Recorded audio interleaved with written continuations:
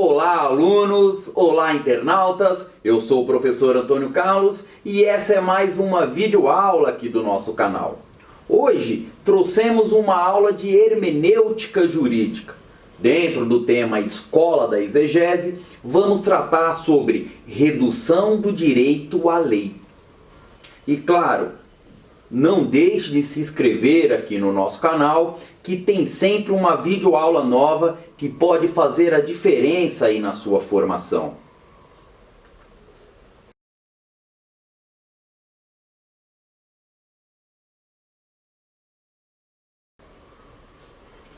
A aula de hoje busca possibilitar ao aluno o entendimento de que o sujeito é que dá o sentido ao mundo e que dentro dessa escola hermenêutica, somente o Estado detém o poder de legislar.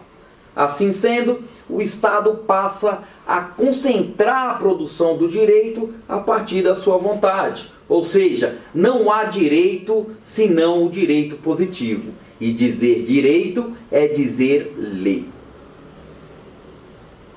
Vamos lá, pessoal! Para entender essa aula, precisamos voltar um pouquinho na Idade Média. Sabemos que lá na Idade Média o poder era descentralizado, ou seja, dividido entre os diversos grupos, como os senhores feudais e as ordens religiosas da igreja. E mesmo o direito romano, ou o direito germânico, ou o direito canônico, sempre foi caracterizado por uma pluralidade de fontes. Não havia na Idade Média a ideia de ordem jurídica. O que se chamava de ordem jurídica era entendida como uma realidade antes das autoridades, e essas autoridades se limitavam então a manter essa ordem vigente. E como era aplicado o direito? Então, o direito aplicável a uma pessoa dependia da sua nacionalidade, porque pelo princípio da pessoalidade das leis, cada povo tinha o seu próprio direito. Sabemos também que o sistema de organização social da Idade Média é o feudalismo. Lembra das relações de vassalagem, onde o servo se submete ao poder dos senhores feudais em troca de proteção e manutenção. Na maior parte da Europa, com o desaparecimento das cidades-estados, o costume passa a ser praticamente a única fonte do direito laico. Mas com a passagem da Idade Média para a Idade Moderna, a partir do século XV, temos uma mudança fundamental. A modernidade provocou a associação entre o Estado, o direito e a lei. Para a gente entender a modernidade, é fundamental o conceito de soberania que foi formulado por Jean Bodin, um jurista do século XVI, que influenciou de maneira decisiva o nosso querido Thomas Hobbes, lá no século seguinte. Ora, pessoal, sabemos lá das aulas de ciência política que, diferentemente de Aristóteles, que entende que a política é uma continuação da ética e o Estado uma criação natural, o Hobbes funda a política no poder. Lembra lá do contrato social? Para deixar o estado de natureza e inaugurar a vida política, o estado civil, os homens abdicam do poder que detêm em favor de um terceiro, o soberano, seja um monarca ou uma assembleia, como nas democracias.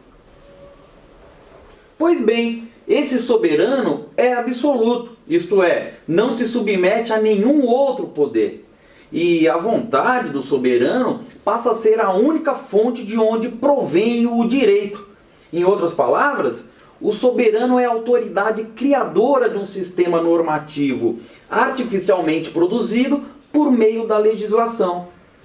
Veja que ele não se submete a outro poder, nem admite outros centros de poder. Este conceito de soberania era desconhecido até então.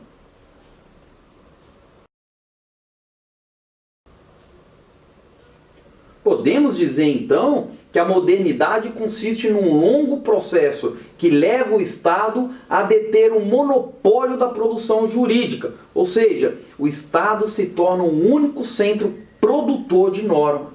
E a lei passa a apresentar 4 características essenciais. A lei representa a vontade da nação. O povo elege seus representantes que elaboram as leis. A lei garante a liberdade, liberdade como autonomia, a capacidade de dar a si mesmo a lei de acordo com a qual se deve agir. E as pessoas agora se podem dizer livres, porque elas indiretamente fazem as próprias leis. Indiretamente, porque o fazem por meio de seus representantes. A lei garante a igualdade. Uma mesma lei vale para todos. Lógico, estamos falando da igualdade formal, aquela que diz que todos são iguais perante a lei. E a lei é genérica e abstrata, ou seja, ao não se aplicar a uma só pessoa, mas a uma classe de pessoas, é a lei que garante os aspectos mais importantes da justiça. A igualdade formal, que já vimos agora, e a ideia de segurança jurídica, permitindo que as consequências para as ações possam ser previstas, como, por exemplo, matar alguém, pena de 6 a 20 anos de reclusão. A única fonte do direito é a lei.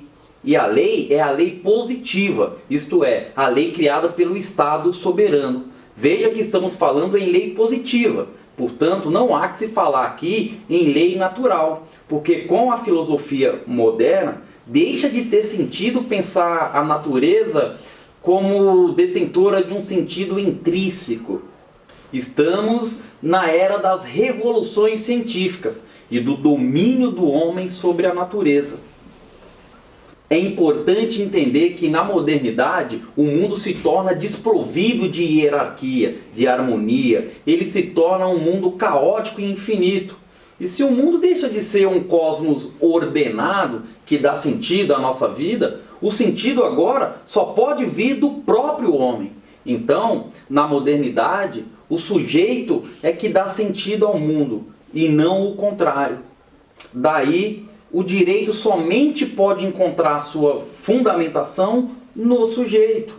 Esse sujeito que agora constrói o direito a partir da sua vontade.